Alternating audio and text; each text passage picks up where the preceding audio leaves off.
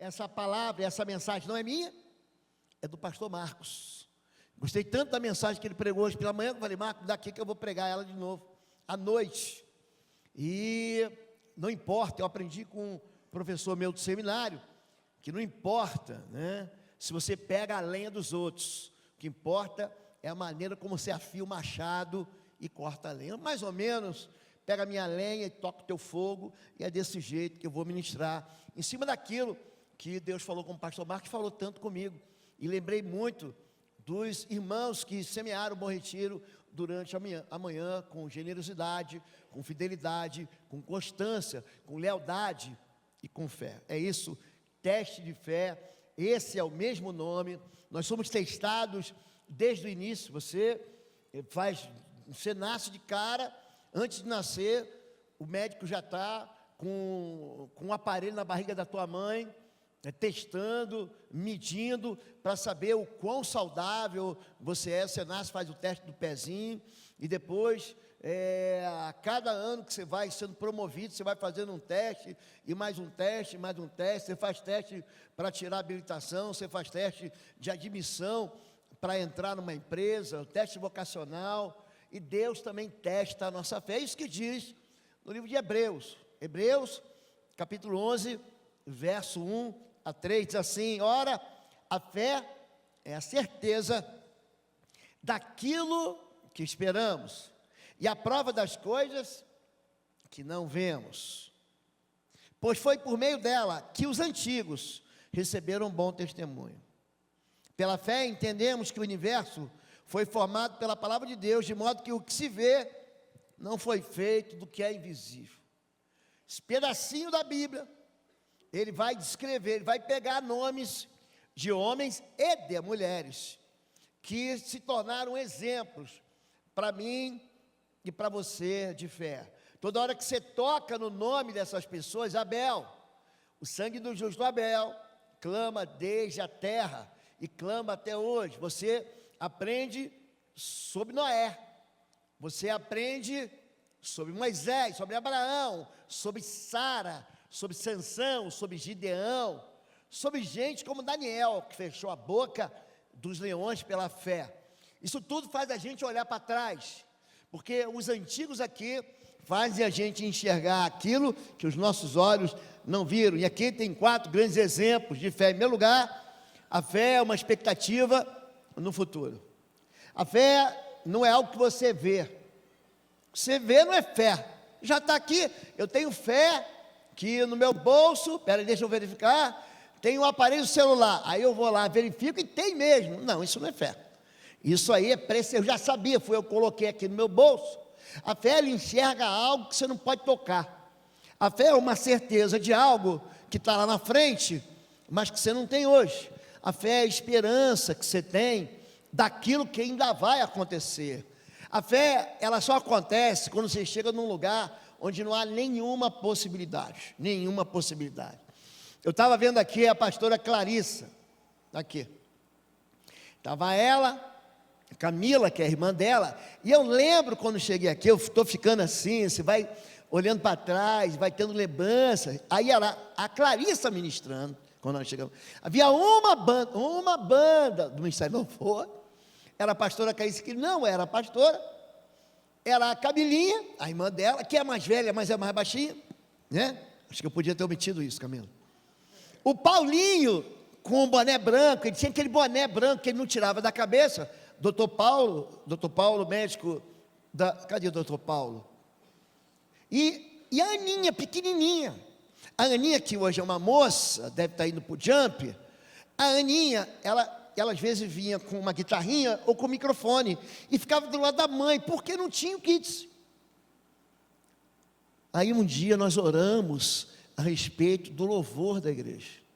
Aí hoje tem um monte de bandas, e daqui a pouco a Aninha, que é neta do fundador da igreja, vai estar dirigindo um louvor daqui a pouco.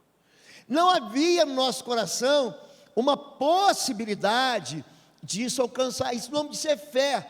A fé é quando o futuro possível não existe no presente impossível. O presente eu não tenho. O presente não tem cura, não tem resposta, não tem solução. Eu estou hoje, meu presente é agora.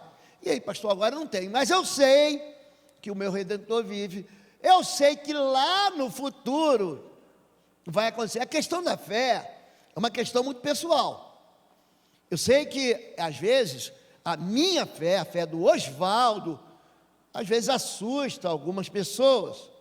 Só que eu consigo enxergar algo que não existe, não é porque eu tenho, mas é porque o meu Deus diz que se eu crer, eu vou ver a glória de Deus. É desse jeito. Se é possível, eu tenho aqui R$30 no bolso, é possível comprar um pedaço de pizza? Então não é para a glória de Deus. Eu fico assim escandalizado. Alguns locutores pegam um goleiro lá, de repente ele faz uma defesa extraordinária, e todo mundo diz, olha, foi um milagre, é São Marcos. Lembra de um goleiro da seleção brasileira, que era o São Marcos? Lembra disso? Que ele fazia a defesa, mas ele estava ali para isso mesmo, para meter a mão na bola, para impedir o gol. Não tinha nada de milagre. O milagre, ele acontece quando uma regra da natureza é quebrada. Milagre é você andar em cima da água, isso é milagre, porque se você pisar na água, você vai afundar. Milagre é mar abrir. O que é normal é o mar te engolir e te levar. O normal não é você ser curado com toque, no fiato do manto do Messias. Mas se você for curada, aí é milagre. O milagre é uma interferência do céu no meu presente. O milagre só é, se é possível, então Deus não recebe glória. É dentro desse contexto que a gente enxerga a questão da fé, e vamos ser testados pela fé, porque pela fé, os antigos alcançaram testemunho. Por que viraram heróis? Por quê? Eu duvido, quando eu olho para a vida de gente que estava antes de mim aqui, eu duvido se a fé deles não foi testada. O irmão Darcy, ele conta as vitórias. Estávamos na Domingo Nascimento, aí compramos aqui, ele conta essa história um monte de vezes. Mas você não sabe as derrotas que esses homens tiveram. Não sabe. O Felipe Barbosa Eiras também estava aqui, nunca foi de dirigir o louvor, mas ele também ficava, era o mesmo time aqui. Eu acho interessante, tem gente que reclama do louvor. O louvor! O louvor está aqui, tá, gente? O louvor vai, toca, canta, e antes de começar a palavra sai. Você não entendeu. O louvor é o primeiro, antes de você sair da cama, por exemplo, culto das 9, eles já estão aqui ensaiando. Aliás, já ensaiaram na quinta ou na sexta. Ai, irmão, como essa irmã canta bem. Aí ele tem uma unção. Gente, unção dá trabalho. Desempenho com excelência dá trabalho. Uma mensagem bem calibrada, bem equilibrada, bem ministrada, educadamente, que atinge o coração, que traz poder, tem oração, tem fé, tem trabalho. Você separa, como quem está separando alimentos para entregar na boquinha da criança, porque aqui tem gente que ainda está bebendo leite, mas aqui tem gente que precisa de algo para mastigar e sair com alimento sólido para vencer mais uma semana. Só que ninguém sabe que aquele que fez nas 9 também vai fazer às 11. Aí você ministra o café da manhã para eles voltarem com a mesma energia, com a mesma força, mas eles chegaram aqui 7 da manhã, para ministrar às 9 da manhã, para ministrar às 11 da manhã, para sair daqui lá pela 1 da tarde. Por quê? Porque eu sei, porque eu também chego aqui, quando eu chego aqui eles já estão aqui, e quando eu saio daqui eles já estão aqui. Então, quando você olha para o passado de fé dessas pessoas que a gente destaca como heróis da fé, é assim que o capítulo 11 de Hebreus é chamado pelos teólogos a galeria dos heróis da fé. Não foi por acaso, foi porque eles foram testados. Disse-lhe Jesus: não falei que se você cresce veria a glória de Deus? Ele está falando isso para uma mulher que acabou de perder o irmão. Aqui Jesus fala isso num cemitério. Aqui Jesus não está falando isso ali comendo um strudel, comendo um croissant com queijo de presunto derretido. Não é na pizzaria de Jerusalém. É no ambiente do impossível. O irmão dela morreu e todo mundo sabia que Jesus botava para quebrar. Jesus curava o enfermo, fazia aleijado andar, fazia cego ver. Aí tem gente que diz: está vendo? Se Jesus estivesse aqui, isso não podia ter curado o irmão dela? Aí Jesus: pá, não dá ouvido para esses caras não. Se tu crês, tu verás a glória de Deus. E ele vai e ressuscita Lázaro. O cara estava morto, Durinho da Silva, já tinha passado lá na época pelo Instituto Médico Legal, já tinha saído a certidão de óbito. Eu estou aqui especulando, mas assim, já tinha passado, morreu, acabou. Porque o mundo vai dizer: eu só vou crer se eu ver. A fé diz: não é isso. Pela fé, o mundo foi feito daquilo que você não consegue enxergar.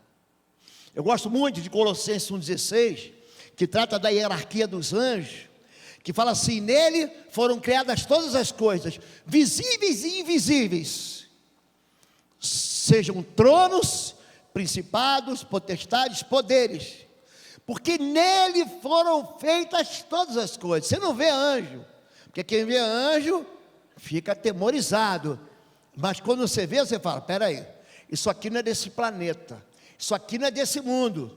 E é isso, a fé, ela junta, ela costura, ela conecta aquilo que você vê com aquilo que você não vê. Pela fé, entendemos que o mundo, pela palavra de Deus, foi assim: haja luz. Foram criados de maneira que aquilo que se vê não foi feito do que é aparente. A questão da autoridade espiritual foi o primeiro livro que eu escrevi um livro de quase 500 páginas para explicar isso. Ela tem a ver com aquilo que você fala, e aquilo que você fala demonstra fé. Por isso que eu digo assim, fora a oração do escravo Eliezer, você não vê a oração silenciosa. A oração é falada, ela é comunicada, ela vai buscar anjo, ela vai tocar no coração de Deus, ela vai trazer resposta. A oração, o Apocalipse diz que a oração que chora, ela é colhida num castiçal de ouro, e aí ela é misturada com incenso. Incenso é um perfume em pó que você queima, sabe? Você pega um pedaço de resina de uma árvore cheirosa, você faz um pó, aí você toca fogo, aquilo invade, seria um bom ar daqueles tempos, invade, é um perfume, uma fragrância. Só que Deus diz que pega aquela oração, mistura perfume e pá, e manda descer como uma resposta. É disso, a gente olha para aquilo que a gente não enxerga, sabendo que Deus, que vê aquilo que a gente não enxerga, vai responder com fé sobre essa impossibilidade. E aí começa um teste da gente. Em Provérbios 3, 9 e 10, honra o Senhor com teus bens e com a primeira parte de todos os teus ganhos. Coloque Deus em primeiro lugar, você vai ter uma resposta. E se encherão os teus celeiros e transbordarão de vinho os teus lagares. Honre ao Senhor. Jesus, o Evangelho de Mateus, Jesus fala muito. É ali que está o sermão do monte, o sermão da montanha. E eu lembro da primeira vez que eu fui a Israel, ali a região da Galileia. Eu estava com um grupo, a primeira vez que eu fui, nós fomos com quase mais de 90 pessoas. E eu não conseguia falar com eles. Por quê? Porque lá embaixo, esse lugar é uma concha acústica natural. Tinha um trator lá embaixo, que estava tratando a terra, arando a terra. E o som que ele fazia, mas estava muito distante, chegava para a gente, ensurdecia a gente. Aí Jesus pega aquela multidão que depois ele vai alimentar. Ele fala assim em Mateus 6:21. Cuidado com todo tipo de ganância. Cuidado.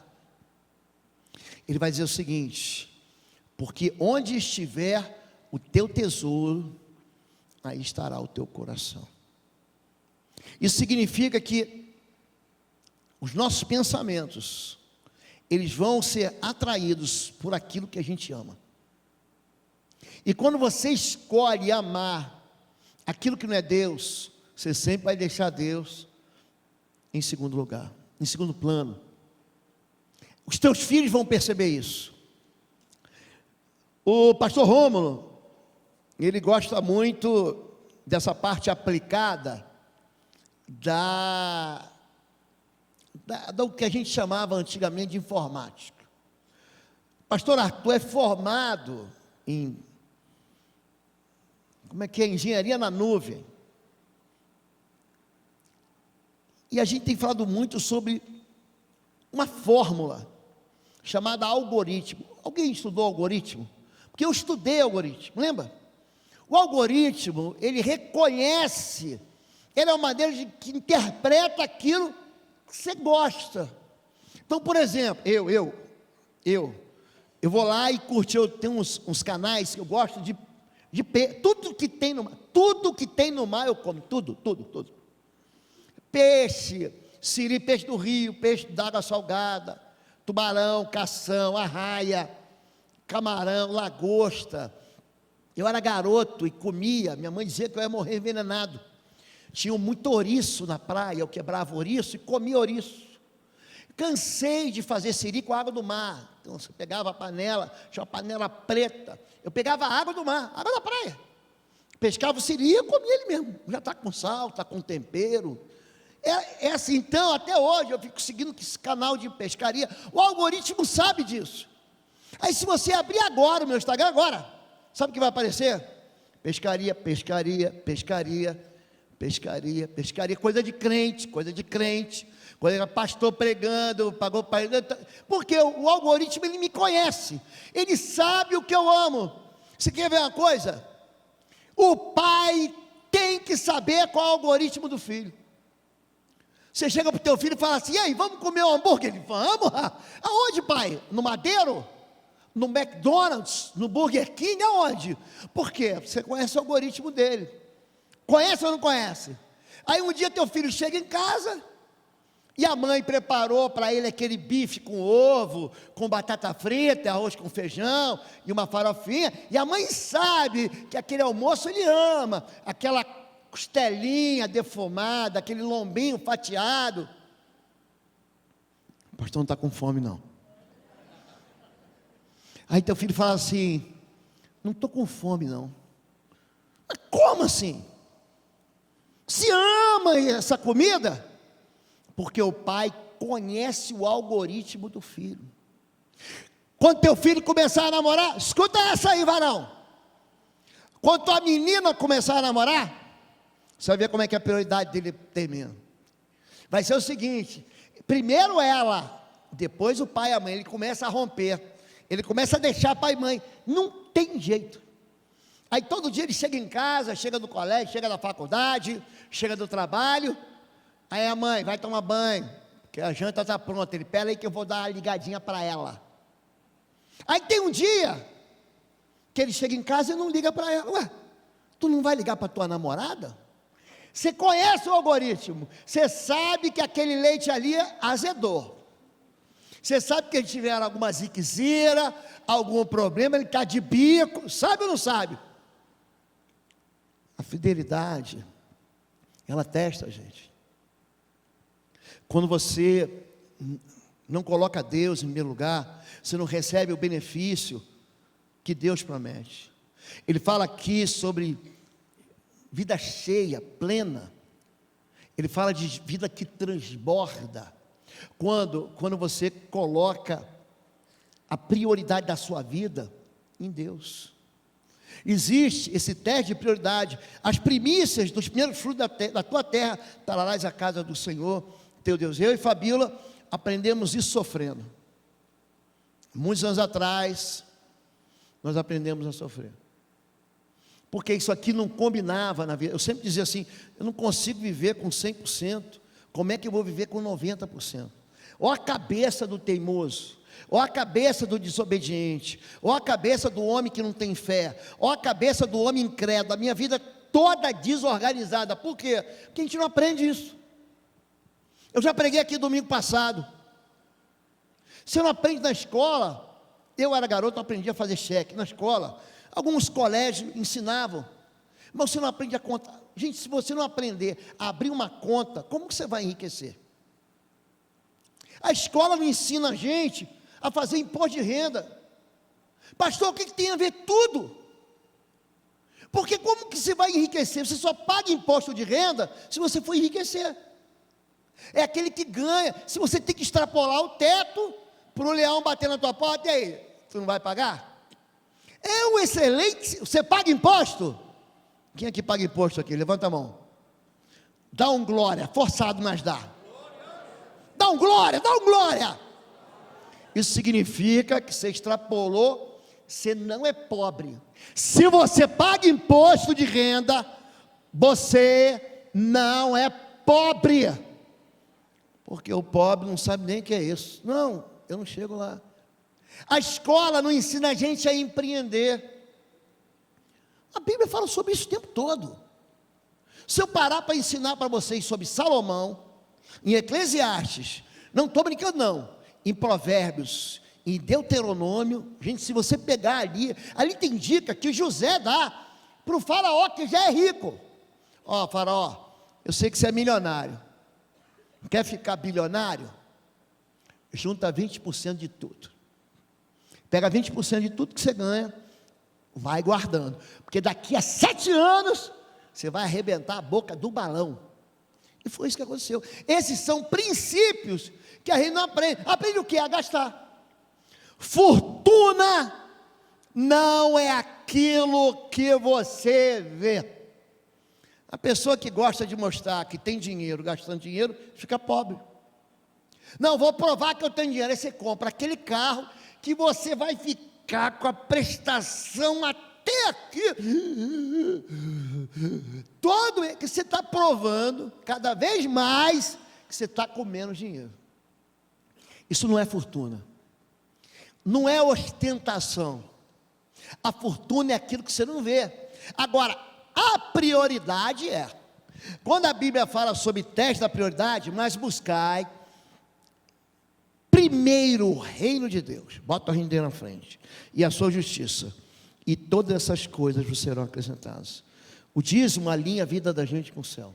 Foi assim que a minha vida se alinhou com Deus. Eu conto uma passagem na minha vida. O meu pastor ele me mandava pregar, gente, em cada buraco. Você não imagina, não. O que eu preguei assim, de lugar assim, que você hoje ia ter medo de chegar perto, mas eu ia lá. E fominha de púlpito, e fominha de quê? Eu tinha que terminar o seminário. Para eu terminar o seminário, tinha lá uns compromissos, e eu tinha que pregar pelo menos uma vez por semana, fosse numa cela. Aquele tempo cela era lugar de pregação, hoje a gente sabe que não é, mas eu ia em cela que chamava grupo pequeno, grupo familiar, grupo de estudo bíblico, casa de recuperação de alcoolista, de drogados, nem tudo. O pastor aí me mandou num lugar que não tinha no mapa. Eu era vizinho, eu morava no interior de São Paulo, em Guaratinguetá, e do lado tinha uma cidade chamada Lorena e a outra Aparecida. É lá em Aparecida que tem uma catedral católica famosa. Aí eu estou lá, meu pastor, você vai pregar em Canas. Eu falei, onde é isso? Não, pegue. Eu não fica pensando que tinha Waze, Google Maps, não. Você tomava um chá de civirol. Gente, o mundo gira e o crente se vira, ele vai. Era assim que ele falava para mim, vai lá. Eu fui pregar. Gente, quando eu cheguei para pregar, sem brincadeira, estava eu, o pastor e o cara do louvor, só nós três. Começou o culto, pastor, glória a Deus, irmãos, aleluia. Eu, o pregador, eu, o pastor e o cara do louvor. E depois chegou mais uma meia dúzia. Eu me lembro, gente, que eu estava tão atrapalhado. Peguei uma Bíblia nova, e justamente do texto que eu ia pregar, a Bíblia estava em branco. Sabe quando tem falha de impressão?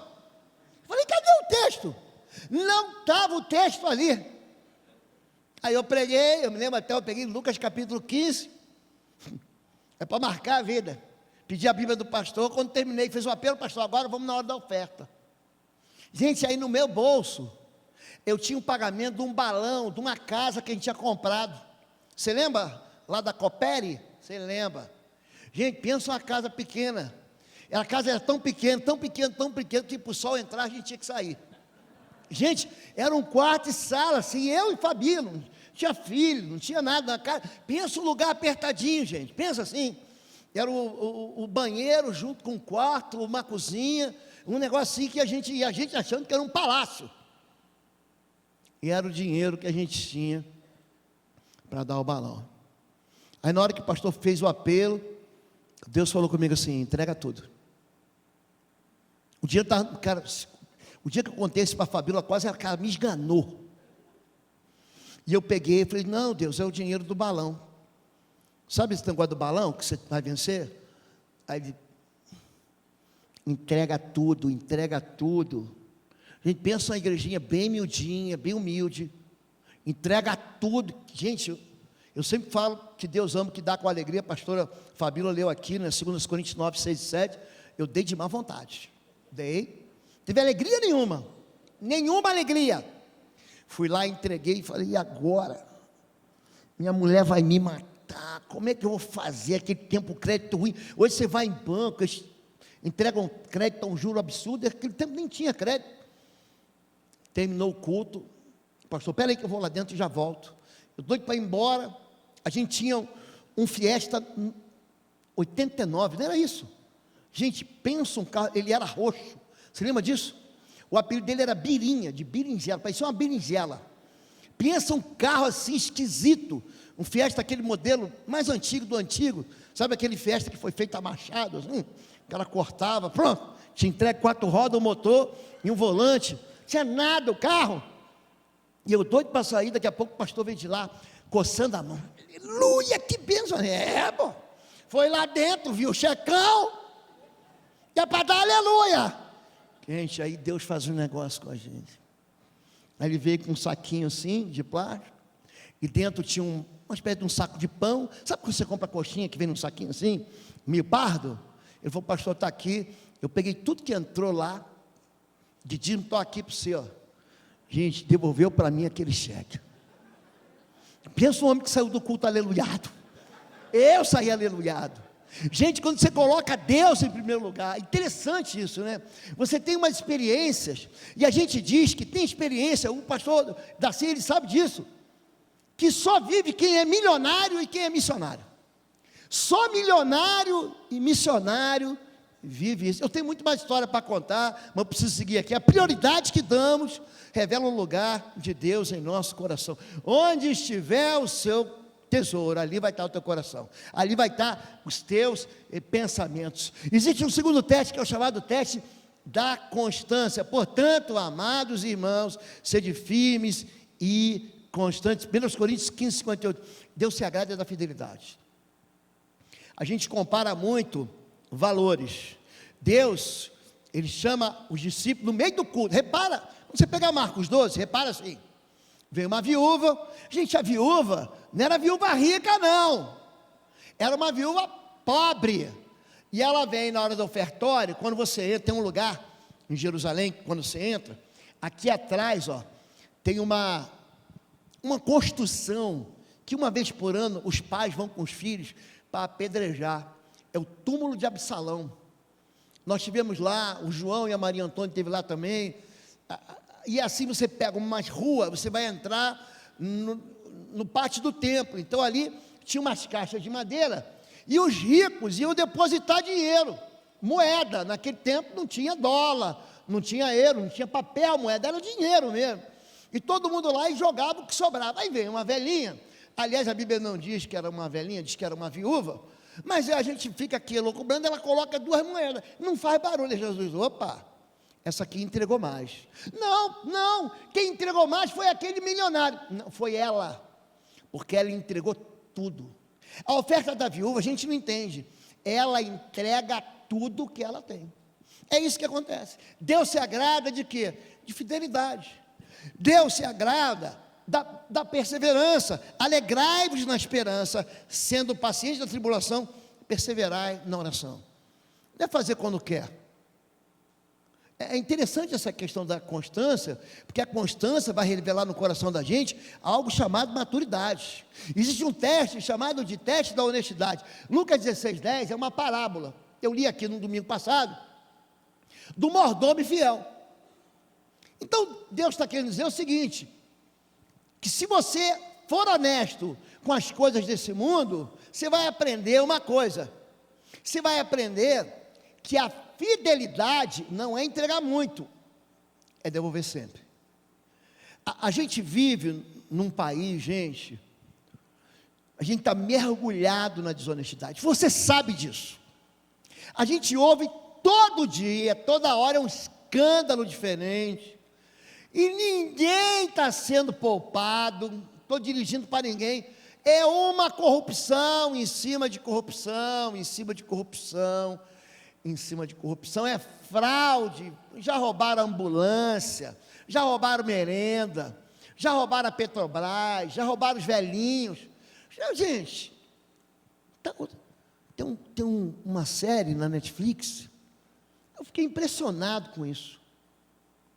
Um bancário, entrava no sistema, e ele tirava um centavo, de milhares de contas.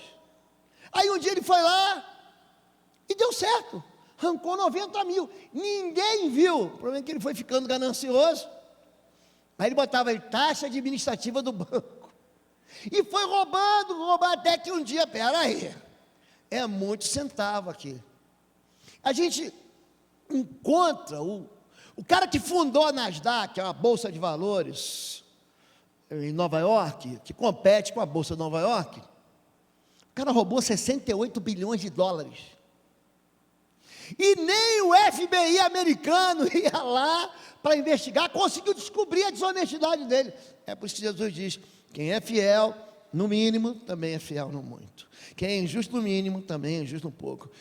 Não espere ficar rico para se tornar honesto, não espere ficar milionário para devolver o que é do Senhor. É isso que está dizendo. Tem gente que está esperando aqui, pastor, quando eu for promovido, quando eu receber um dinheirão aí, quando minha sogra morrer, quando eu pegar a herança, quando o juiz me for favorável, aí eu vou fazer. Essa é a mentira. Esse ano eu vou jogar, e crente não joga, mas tem crente que está botando esperança nisso. A gente fala, não se mete com esse negócio de jogo. Essa semana, um rapaz de 32 anos matou a mãe. Vocês viram o jornal? Por causa de dívida de jogo, viciado em jogo. O vício, ele tem uma só fonte, mas ele pode ser de tabaco, de cachaça, vício de cigarro, de maconha, de crack. Ele ficou viciado em jogo. Ele matou a mãe dele aqui, não estou falando do Brasil, gente. Isso não é naquele país horrível como é a Finlândia. Isso não aconteceu em Londres. Isso aconteceu aqui, no interior do nosso país. Ele matou a própria mãe, porque a mãe se negou a dar dinheiro, para ele jogar dinheiro fora pela janela. O teste da honestidade não é aquele teste de quando eu tiver muito dinheiro, eu vou comprar isso para a igreja, eu vou ofertar para missões. Não é isso. É naquilo que é pouco. Se você for fiel com um pouquinho, quando você recebe 10, entrega 1. Qual é a dúvida? Você ganhou 100, devolve 10.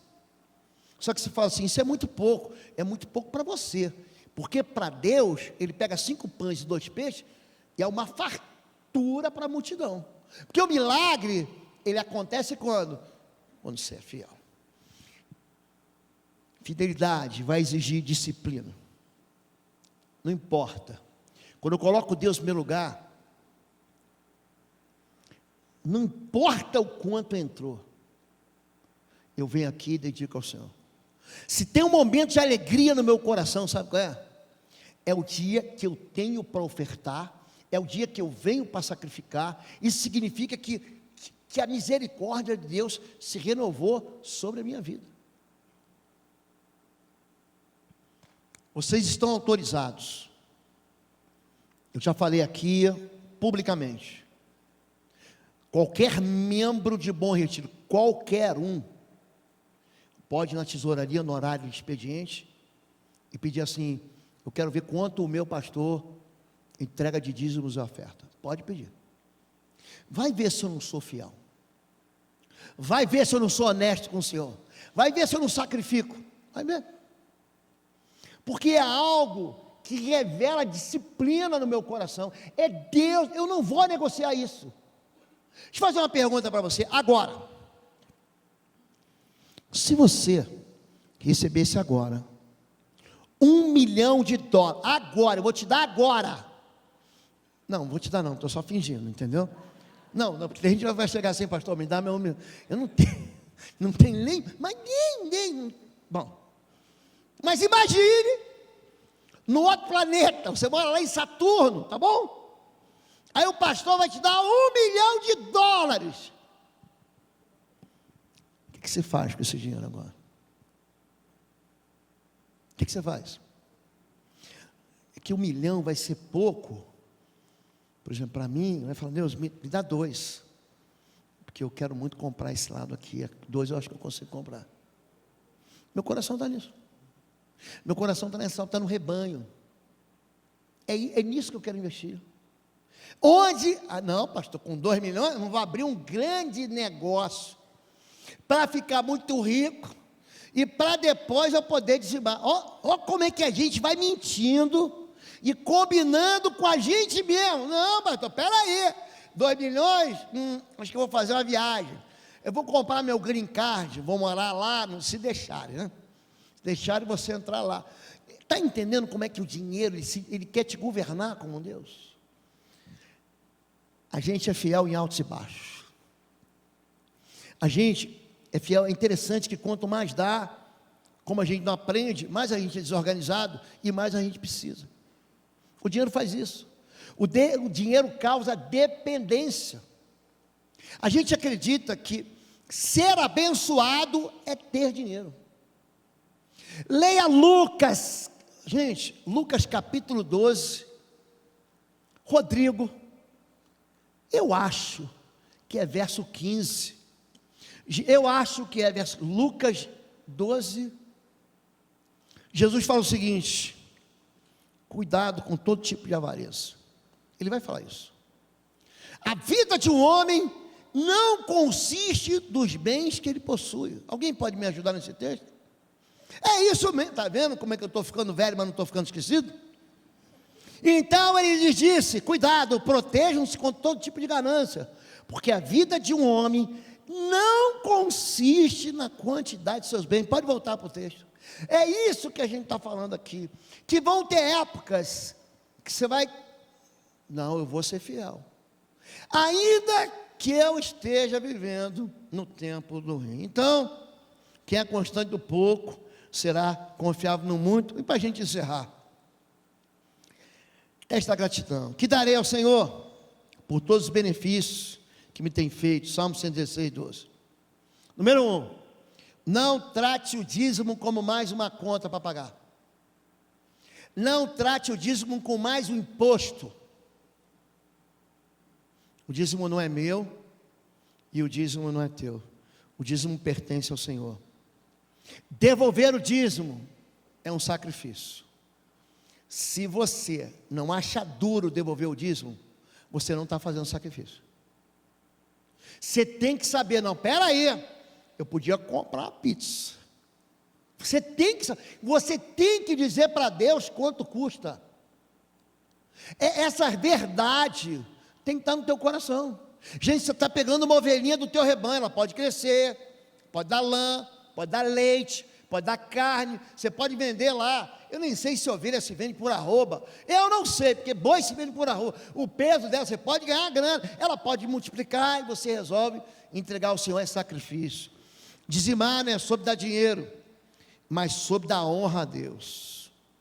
E a resposta de um coração grato é generosidade. Generosidade. As celas, há 2 semanas atrás, recolheram 1.000, vocês trouxeram, a igreja trouxe 1.520 litros de leite. Sabiam disso? Foram levados por Lar Batista Esperança. É um lar onde as crianças órfãs, as crianças que são submetidas, vulneráveis, violentas, sofrem violência doméstica, pai e mãe, estúpidos, drogados, enfim, lares destruídos, a gente leva leite para ele. É você que faz isso. Vai ter um dia que Deus vai falar assim para você: eu tive fome, você me deu de comer. Vai falar para você. Ele vai falar: vem cá para a recompensa do seu Senhor. Número 2, a gente mandou para o lar dos idosos. Sabia que você vai ficar velhinho? Sabia? Vai ficar velhinho. E quando a gente fica velhinho, a gente começa a precisar ter cuidado dos filhos. Aí que você vê quem é o filho mesmo que você tem, é quando você fica velho. Alguém vai ter que sustentar. A gente mandou para o Ganchinho, a gente mandou lá para o Cachimba. O Cachimba você está chegando em Curitiba agora? Pensa num bairro pobre. Eu lembrei aqui, Helena e Darcy, nós estivemos no Egito, ano passado, retrasado, e entramos num bairro lá dos cristãos. Lá não tem igreja católica, igreja batista, igreja evangélica, tem nada disso. Lá o cristão é cristão copta, é isso. Eles são diferentes da gente, mas tudo crente. E eles não têm nada do governo, nada. O governo não dá nada para isso. Eles sobrevivem do lixo. Aí você entra, são aquelas pilhas de plástico para ser reciclado, rato. O guia entrega para a gente máscara. Aí ele falou: pastor, pega 2. Eu falei: não, Covid acabou. Pastor, ele para na estrada para distribuir máscara. Por quê? Porque eles sobrevivem do lixo. O Cachimba, o pastor Heleno e Simone está aqui. Você vai orar daqui a pouco, Heleno. Ele vai lá. Aquela comida que está na tua casa, que venceu, venceu, vou jogar o saco de feijão fora, vou jogar o saco de arroz fora, joga fora, porque eles vão pegar no lixo lá e vão comer. Macarrão estragado, eles vão comer o lixo da gente. Agora, se a igreja não reagir, eu fui no mês passado, numa reunião com o presidente da Câmara dos vereadores de Curitiba ou deputados, eu já no estado do Paraná, não sei mais. Chamaram os pastores de 10 igrejas e me chamaram. Aí o presidente da Câmara falou a mim assim: ó, a gente quer aqui reconhecer que a cidade, que o estado não tem condições de cuidar daquilo que você cuida. Então a igreja cuida de drogadição, a gente cuida de vulneráveis, de famintos. 300 litros de leite foram distribuídos na ação social das ruas. Você sabia disso? É. Aquilo que você traz vira leite para mendigo. Então eles morrem. A gente tem um time aqui do Old Cars que faz um apelo: vem aqui para ver carro, mas na verdade a gente quer evangelizar. O que a gente quer? Dar pão para quem tem fome. Esse é o papel da igreja. Esse é o meu papel, o seu papel. O nosso papel é gratidão com generosidade. Amém? E aí, foi aprovado no teste? Ser fiel? Ou é só fiel quando está tudo bem? Você é leal? Você coloca Deus em primeiro lugar? É você que está em primeiro lugar. Você é generoso? Você é grato? Esse é o teste da fé. Foi por isso que os antigos foram aprovados, pela fé. Vamos ficar em pé e vamos orar? Em nome de Jesus. Vamos orar. Sabe o que você vai orar, Helena? Darcy vai orar também. Sabe por quê? Porque você vai lá na ponta da linha. Você conhece o cheiro, você conhece a casa. Pastor, por que você quer começar o trabalho no Cachimba? Porque a gente tem que ser generoso. É o papel da igreja. É cuidar do faminto, é cuidar do pobre, é cuidar do estrangeiro e é cuidar da viúva. Porque a gente já está cuidado. Agora, se você precisa de cesta básica, ação social tem. A ação social da igreja, você não sabe a riqueza que é a ação social. Agora, quando a gente fala que parece que a gente está querendo, gente, a gente está expandindo. E a gente, para expandir, a gente tem que cuidar de quem precisa ter cuidado. Você chega lá, a primeira vez, a gente foi levar escova de dente e pasta de dente. O pastor Heleno riu da minha cara, falou: pastor, não tem água. Eu falei: como assim? Não tem água não. Tem um chorume. Sabe quando o lixo vai juntando, sabe? Aí vai saindo aquele caldo fedorento. O nome disso é chorume. Eles não escovam dente porque não tem água para escovar dente. Então, pastor, tem um irmão aqui, ó, é membro aqui, tem uma padaria aqui, ó. Todo dia, fidelidade. Todo dia ele manda pão. Ele vai entregar lá. Sabia disso? É para glorificar o nome do Senhor. A gente não pode só falar que bonitinho, a gente tem que participar. Participe, gente, com a gente. Eu já falei para você sobre a lisura daquilo que a gente faz aqui, a transparência. Todos os recursos são auditados. Pastores não incorrem, eu não sei senha de banco, porque tudo é feito aqui. Quando a gente reúne em assembleia, Daci, você vai orar? Você é um dos homens mais fiéis que eu conheci na minha vida. Viu, Helena? Pensa que eu não sei? Eu sei. O pastor sabe de tudo. Vamos orar. Sai do seu lugar. Vamos orar juntos aqui. Vamos levantar um clamor. Eu quero orar para você que é fiel, para você que não é fiel, para você que é generoso. Você vai ter que aplicar isso para você que não é generoso, para você que tem dificuldade em compartilhar, para você que está compartilhando, para você que quer enriquecer, para você que quer dar mais, para você, não é para você sair culpado, é para você sair daqui transformado. Amém? Vamos louvar. Sai do seu lugar em nome de Jesus. Sai do seu lugar. Vamos orar. Pergunta aí. Pergunta para quem está do seu lado. Vamos ser fiel? Pergunta aí. Pergunta para sua esposa. Pergunta para sua mãe. Bora ser fiel? Vem aqui, vamos na frente. Vem cá. Vamos orar.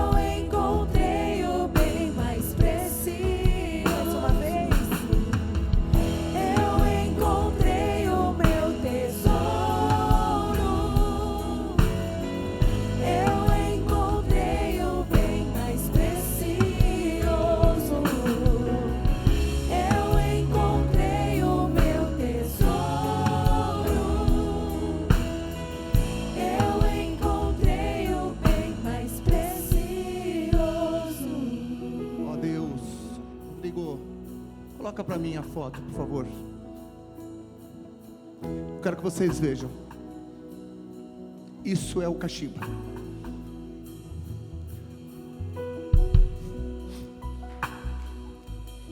Seja fiel a Deus, porque nós estamos lá não levando cesta, nós estamos lá levando o evangelho, levando pessoas ao reino do Senhor. Sabe por quê? Porque um dia eu e minha família encontramos algo muito precioso. É por isso que nós estamos lá, neste lugar. Nem cheiro eu sinto mais. Meu irmão, fecha seus olhos. Deus quer fazer uma nova história hoje na sua vida, na sua família, na sua casa, na sua empresa. Deus quer prover aquilo que você nunca imaginou. E eu tenho a certeza de que, pela fé que vocês vieram aqui hoje buscar uma resposta, o Senhor já está escrevendo uma nova história na vida de vocês. Amado Deus, eu quero te agradecer por esse local, por esta casa, por aqueles que nos assistem. Dizer ao Senhor que nós encontramos o bem mais precioso. Mas na verdade, Jesus Cristo, obrigado pela sua misericórdia pelas nossas vidas, porque mesmo sabendo quem somos, o Senhor nos dá do teu amor. E eu tenho certeza que meus irmãos hoje vão sair daqui com a cabeça erguida, porque eles vão sentir a tua presença, não só aqui dentro, mas na sua casa, no seu trabalho, na sua escola. Que as portas que eles vieram buscar hoje aqui, que se encontram fechadas, estejam abertas em nome de Jesus. Que aqueles que vieram buscar por cura saiam daqui curados em nome de Jesus, pois eu creio no poder do Espírito Santo. Obrigado, Deus, por usar a mim, a minha esposa, usar essa igreja que tem nos ajudado lá na cachimba. Mas existem muitas cachimbas por aí, precisando de Jesus Cristo. Por isso, em nome de Jesus, eu oro agradecido por tudo que o Senhor tem nos dado. Irmão Darcy, por favor. Antes da oração final, é importante que tudo isso que nós fazemos vai dar um efeito lá na frente. Eu estava lembrando, seus irmãos sabem que eu sou o rei das histórias. Eu estava lembrando uma história que quando nós, da primeira igreja, compramos o primeiro terreno ali na Rua Tefé, dia 25/2/62. E ali era uma situação de muitas crianças pobres, inclusive eu era um, descalço. Mas a PIB nunca deixou de nos mandar leite. E o leite vinha lá de Richmond, dos Estados Unidos. E nós recebíamos caixas de 10, 5 quilos cada uma e ia entregado todo mês para os pobres aqui da região do Pilarzinho. Hoje, graças a Deus, a economia cresceu, nós desenvolvemos. Hoje a maioria vem tudo de carro, ônibus, bicicleta, moto. E antigamente tudo era descalço. A pobreza era grande. Mas Deus supriu lá naquele tempo. E agora vamos suprir, quem sabe daqui a 50 anos, ter uma grande igreja para servir, para adorar, de uma forma especial, alcançar a todos aqueles que não têm a comida, não têm o alimento espiritual. E a igreja chega aonde o Estado não pode chegar. É essa nossa missão. Pai amado, em nome de Jesus, nós agradecemos por essa noite, por esse culto, por essa bênção. Agradecemos, Pai, pela tua fidelidade para conosco, porque tu nos tens abençoado, tu nos tens frutificado, e dessa forma nós queremos te render toda a honra e toda a glória. Que a tua igreja possa estar vivendo o amor de Jesus Cristo, Pai, na entrega do pão, do alimento, e que possamos de uma forma especial, ó Pai, tirar a fome daqueles que tanto precisam e carecem. Querido Pai, que tu nos dê uma semana de paz e de bênção, e ó Pai, que o amor de Deus, nosso Pai, e o Pai, o seu Filho unigênito Jesus Cristo, que morreu na cruz do Calvário, e o Santo Espírito, Pai, que nos completa, nos reveste, nos enche, possa estar toda essa semana para a tua honra, para a tua glória. É isso que nós oramos. Amém.